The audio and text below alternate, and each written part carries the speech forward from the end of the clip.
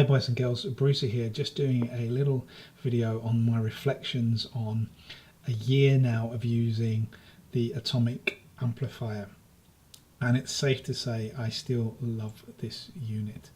I've had a variety of different modelers in the past, and if you want to go back and check out my video review of the amplifier, you can find it here. I've just put the link there on the screen for you. There is something about this unit that just makes me want to play guitar, and that hasn't changed at all in the last year. I've been so impressed with it, particularly the way it sounds.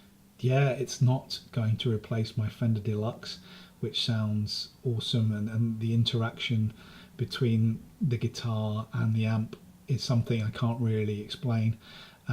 Again, it's very personal, I guess, and there's probably some elements of psychoacoustics in there, but for 97% of all the gigs that I do and the recording, the amplifier is really standing on its own 2 feet and making life so much easier, particularly about the size. That's what I love about it the most. The size is just fantastic. It's really light. I've got a very small pedal board, which is very easy to lift and carry. No more tons of pedal. It's lightweight, it's small. The updates that Atomic keep giving are great over the last year.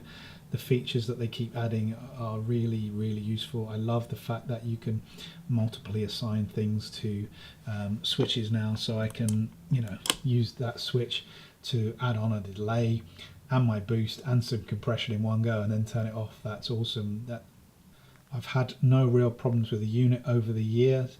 Personally, a little thing I would like to have had an on and off switch, because sometimes in gigs the power supplies are a little bit dodgy and sometimes you want to turn things off, but you don't want to have to keep I would just like a dedicated switch. I said that about the Nova system, I said that about a lot of things. Don't know why, it's probably just me and it's probably not a big deal, but I would have liked an on and off switch. In terms of other issues, the connectivity is fantastic. I haven't really been using an expression pedal. I know that when I did try to set it up, that was a bit of a faff if I'm going to have a negative opinion, so I've got a wah pedal there, as you can see. The loop function really works really well, though I don't have anything in the loop at the moment. I usually have my Strymon in there, but I've got a different setup now because I'm using this with an acoustic guitar to go into the loop there, so I can do a bit of live looping with the acoustic. I've got some settings here for my acoustic, so not only does it work for electric, it works for acoustic as well quite nicely. You know, double bonus just as a little preamp for it. I'm really happy with the sound. So in summation, is there anything I would change? I would probably like a few more foot switches. I do use this, as you may have seen in some other videos, in conjunction with the MIDI mouse, but Atomic have answered that with the Amplifier 12, which I may consider buying. But the form size of this, and if it's just me being picky, perhaps I would have liked a few more amp models, but I think most bases are covered.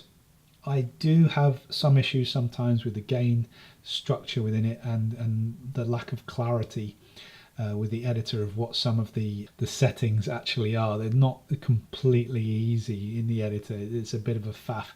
It's a case of over-optioned. I think there's lots and lots of options, and maybe the labels aren't as clear, and it takes you a moment to get your head around it. But that's not, an overriding criticism. And I know that there have been additions now to the Atomic editor which kind of address some of that. So on the whole, I still love this product so much. It's heart of everything now. It works well with external drive pedals, but I don't always necessarily need them. A year on, I'm very happy. Thank you, Atomic.